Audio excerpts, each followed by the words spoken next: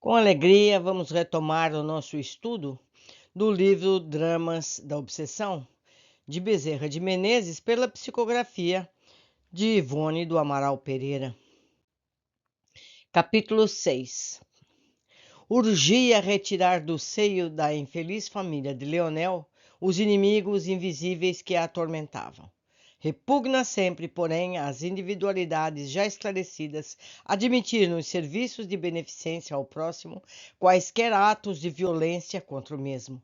Certamente que Roberto e Peri, coadjuvados pela assistência do alto, que segue todo aquele que se devota às causas justas, teriam possibilidades de remover dali os infelizes perturbadores, sem preocupações de ordem mais suave.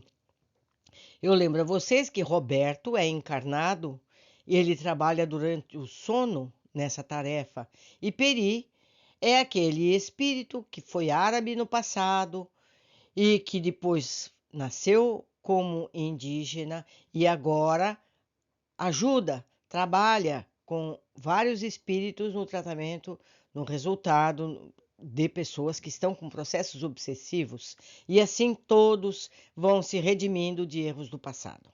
Continuando. Todavia não o fizeram, a fim de encontrarem facilidade para o intento, previamente trataram de afastar Leonel e sua filha para o local seguro, no qual se abrigassem de novas investidas das trevas. Você lembra, pai e filha que cometeram suicídio e estavam convivendo com a família. Conquanto esse local houvesse de ser concorde com seus estados de inferioridade vibratória, verdadeiros dementes, enfermos graves que eram ambos, carecedores de delicados cuidados no mundo espiritual. Porque eles cometeram suicídio acreditando que morreu acabou. E não acabou. Eles continuavam com as sensações de vivos, só que não tinham mais o corpo para agir. Então eles ficaram nesse estado emocional terrível. Continuando. O suicídio, como ninguém mais ignora, constitui para o espírito que a ele se aventurou, em tão adversa hora, um estado complexo de semiloucura, situação crítica e lamentável de descontrole mental.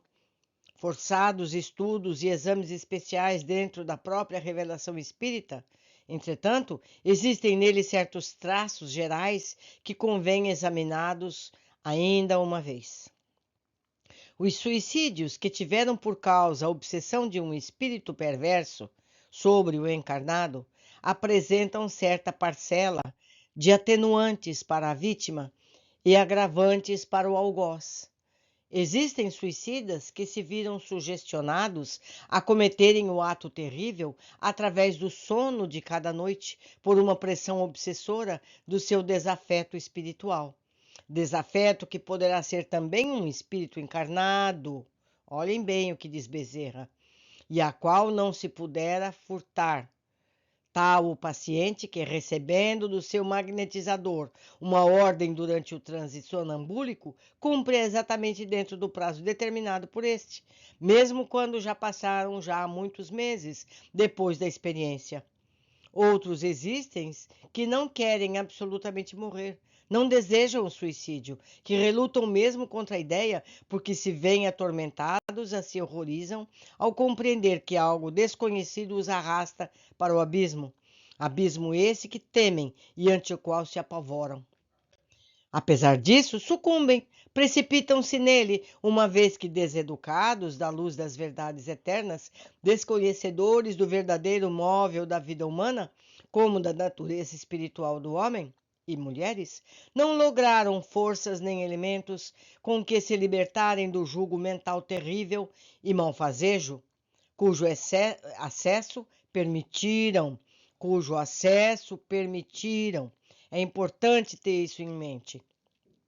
Eles vêm junto a si antes de efetivado o ato, com impressionante segurança, tais se materializados fossem diante dos seus olhos corporais, os quadros mentais que o obsessor fornece através da telepatia ou da sugestão.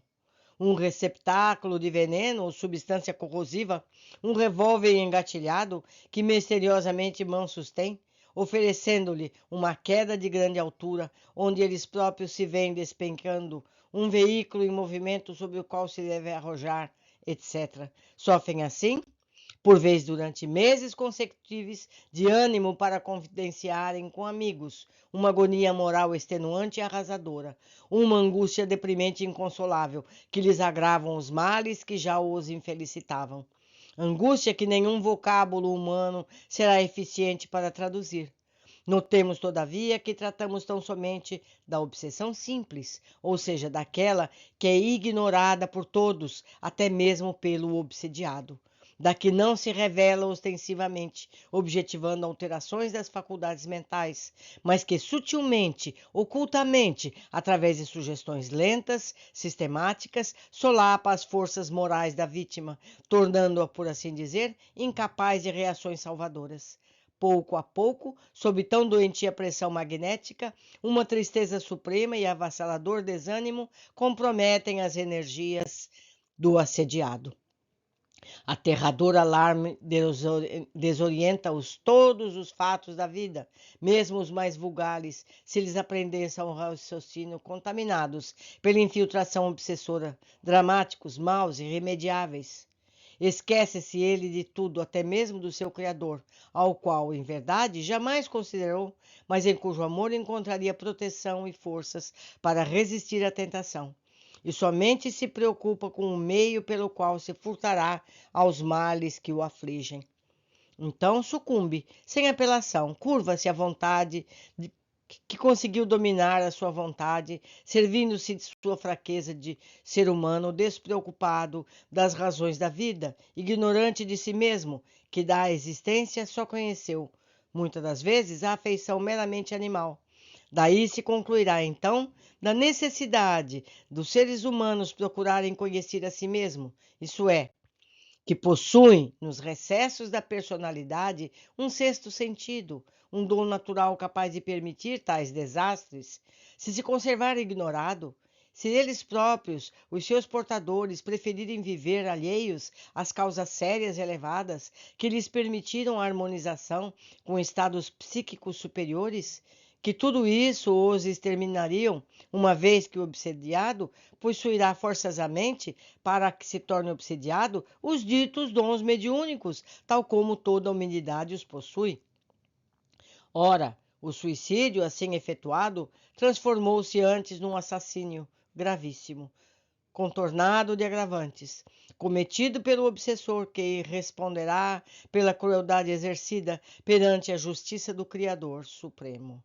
Quanto ao obsediado, sua responsabilidade certamente foi profunda, em razão de haver permitido acesso às arremetidas inferiores, por se conservar igualmente inferior, não desejando o próprio progresso, com a renovação dos próprios valores morais, à procura de ser espiritual e divino existente em si, não tentando reações de ordem moral e mental para dignamente se equilibrar nos deveres impostos pela existência. Responderá, portanto, pela fraqueza, pela descrença que testemunhou, enfrentando após o suicídio momentos críticos, decepcionantes da vida no além, e retornando à Terra para, em existência nova, terminar o que for interrompido pela fragilidade demonstrada a entregar-se às mãos do algoz, sem tentar defender-se com as devidas diligências ou reações. Meus amigos, concluímos mais um importante capítulo de Bezerra de Menezes. Que possamos estar sempre atentos aos nossos pensamentos, aos comportamentos das pessoas amadas que nos cercam. Como elas estão? Por que esses comportamentos estranhos? Para que possamos dar forças a todos, darmos forças uns aos outros, para não caiamos nessa armadilha. Hoje ficamos por aqui. Aguardo todos no nosso próximo capítulo.